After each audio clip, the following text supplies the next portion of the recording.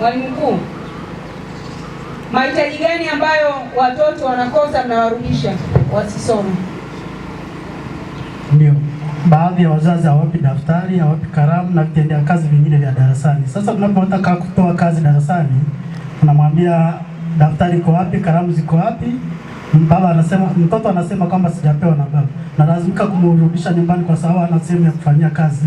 Ni hizo sababu tu, lakini nikushukuru kwa sababu wazazi wanaendelea kuelimika hapa. Ilikuwa ni changamoto mwaka jana hapa shule ya msingi Isinge walifirisha watoto 47. Tumepambana ili tuwatoe pale.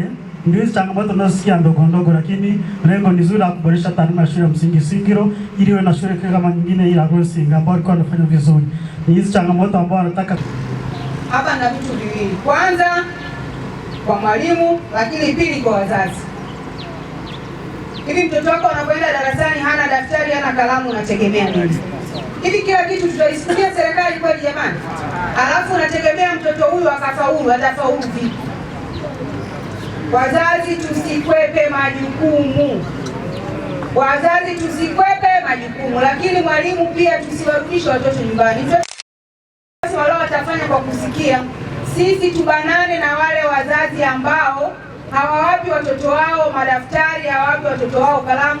Jamani, kuna sera ya elimu, kuna sheria ya mtoto inawafunga wazazi. Tukiamua kusimama na sheria tutafungana hapa. Yaani inawezekanaje umpeleke mtoto